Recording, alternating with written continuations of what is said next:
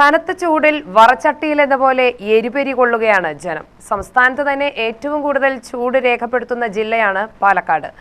Air conditioned വാഹനമില്ലാതെ അത്യാവശ്യത്തിന് പോലും പുറത്തിറങ്ങാൻ കഴിയാത്ത അവസ്ഥയാണ്. രാവിലെ തന്നെ തുടങ്ങുന്ന ചൂടിൽ ഇരിക്കാനും നിൽക്കാനും നടക്കാനും കിടക്കാൻ പോലും കഴിയാത്ത അവസ്ഥ. ജില്ലയിൽ 40 ഡിഗ്രിക്ക് മുകളിലാണ് ചൂട് ഈ സീസണിൽ രേഖപ്പെടുത്തപ്പെട്ടത്.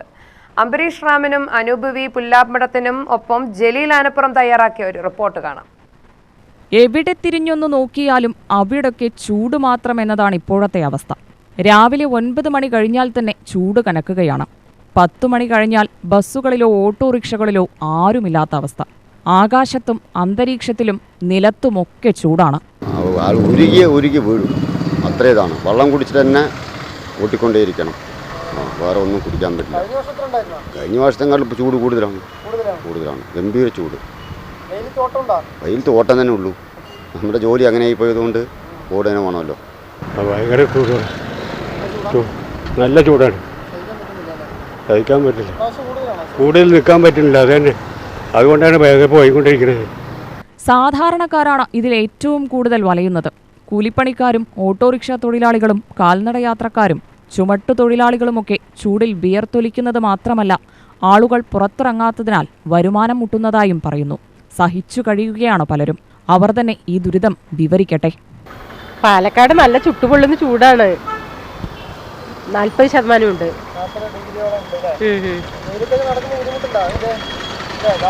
ധാരാളം വെള്ളം കുടിക്കണം. നല്ല ചൂടാട്ടാ. ഇതുപോലൊരു നമുക്ക് ചൂട് ഇതുവരെ അനുഭവിച്ചില്ല. നല്ല ചൂട്. കഴിഞ്ഞ വർഷത്തെ കാര്യം നല്ല ചൂട്. എന്താ ചെയ്യുക, നമുക്ക് പോകേണ്ടവിടെ പോകാനേ വേണമല്ലോ. മഴയുമില്ല.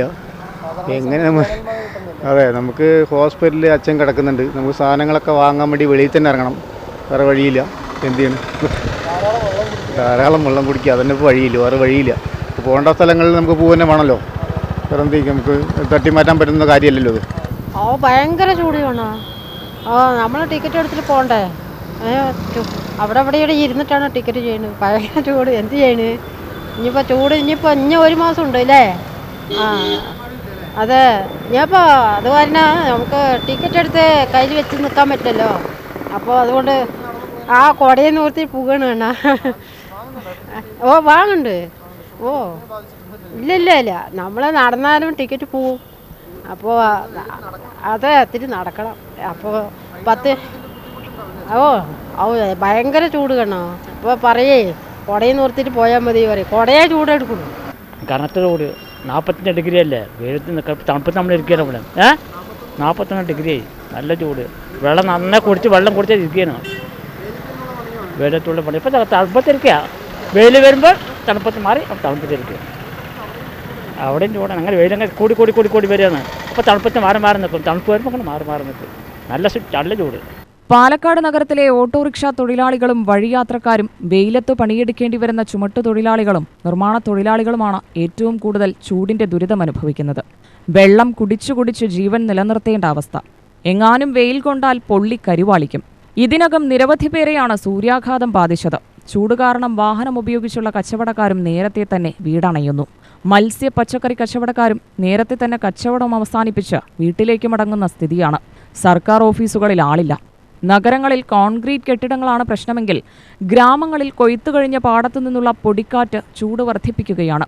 തമിഴ്നാട്ടിൽ നിന്ന് വാളയാർ ചുരം കടന്നെത്തുന്ന കാറ്റാണ് പാലക്കാട് ജില്ലയെ എരിതീയിലാക്കുന്നത്. ചൂടിനിയും ഉയർന്നാൽ എന്തു ചെയ്യണമെന്നറിയാത്ത അവസ്ഥയിലാണ് പാലക്കാട്ടെ ജനങ്ങൾ. ചൂട് നല്ല ചൂടാ. അതെ അതെ അതെ കുഴപ്പമില്ലാണ്ട് പോകുന്നുണ്ട്. ചൂടായ കമ്മിയാണ്. നല്ല ചൂടാ, ഇരിക്കാൻ പറ്റാത്തൊരു ചൂടാ. നമുക്ക് വെയിൽ കൊള്ളുമ്പോൾ തന്നെ നമുക്ക് വയ്യാണ്ടാവുകയാണ്, തളരുകയാണ്. എത്രയും മഴ പെയ്യണം എന്നാണ്.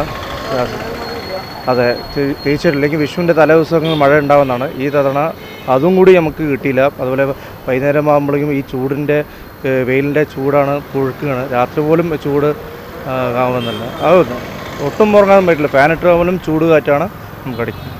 നല്ല ചൂട് പറഞ്ഞെങ്കിൽ വെന്തുരുക കൂടുതലാണ്. 40 എത്തിയിട്ടുണ്ട്, 50 എത്തിയിട്ടുണ്ട് തോന്നുന്നു. அங்கே சூடு இல்லை, தனிப்பு கொஞ்சம். இங்கே நல்ல சூடு, நல்லா சூடு, தலை சுற்றுது. ചൂട് ഒന്നൊന്നര ചൂടാണ്, കൂടുതലാണ്.